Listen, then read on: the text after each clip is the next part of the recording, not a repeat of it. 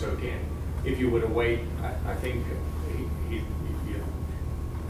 you're thinking more about the, once a day or twice a day watering or something like that. If you wait 12 hours, then you're just going to soak those same couple of inches again and not extend it. But yeah, you don't want more than 3 or 4 hours in between between this. Yeah. Generally, it's actually, a lot of the times these systems are set up now to just run in succession. So you do 10 minutes here, 10 minutes here, 10 minutes here, then 10 minutes back in the first one instead of 20, 20, 20. Make sense? It's just kind of the theory. And then, big thing, make seasonal adjustments to your watering schedule.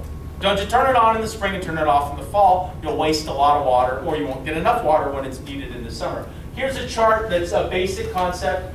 From when you first start it until April, about once every 6 days is sufficient. May, usually once every 4 days. The summertime, once every 3 days is common and is necessary usually. Then from there back into September, once every 6 days, and from October until you start to get frost, you shut it off. Usually once every 10 days is sufficient. Okay. Anybody have any comments, questions on that? All right. Here's some other things you might want to do. Check the spacing of your sprinkler heads. Make sure they're not too far apart or too close together. If you have them too close together, they're going to be spraying the same area. If they're too far apart, they're going to be missing a gap, and you'll start to create problems. Use the same type of sprinkler heads in each zone.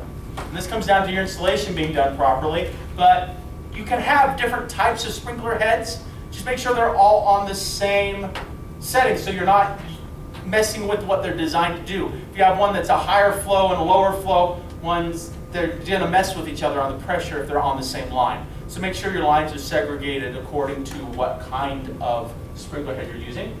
And maintain your water pressure. Check your water pressure out. Make sure that it's not too high or too low. There are pressure regulators if it's too high. If it's too low, there are ways of increasing the pressure as well.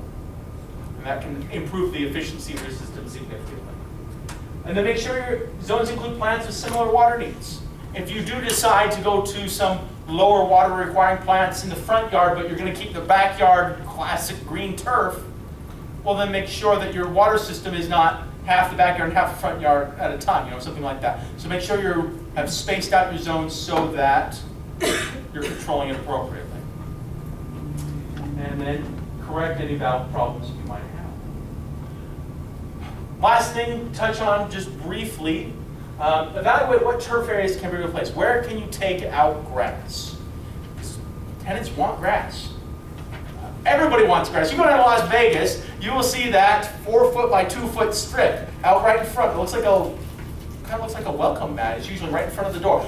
By golly, they're Americans. They're going to have grass, even if that's all they have, right? You're going to want some grass somewhere, but you want to evaluate where it might not be useful. For example, parking strips along walls next to buildings, irregular shaped areas, little narrow areas. I have a place I need to pull it out where it's about 2 feet wide and 14 feet long, right on between my driveway and the neighbor's driveway. There's no reason for there to be grass there. I'm not using it for anything for grass, right? So that's something that I'm personally going to be working on at my house. But you want to think about where can we take out water-hungry plants and put some that aren't as water-hungry so we can save some water.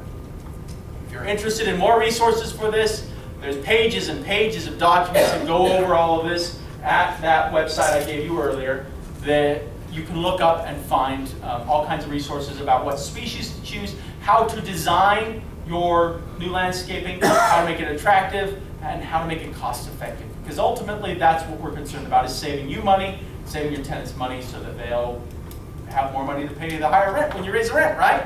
So that's what it's all about. Any questions before we close? Or comments? Concerns, jokes? All right, perfect then. Well, thank you guys for coming. Next month again is roofing and turnover. And the turnover one especially should be a great class. So thank you again for coming. I appreciate it very much. Thank you.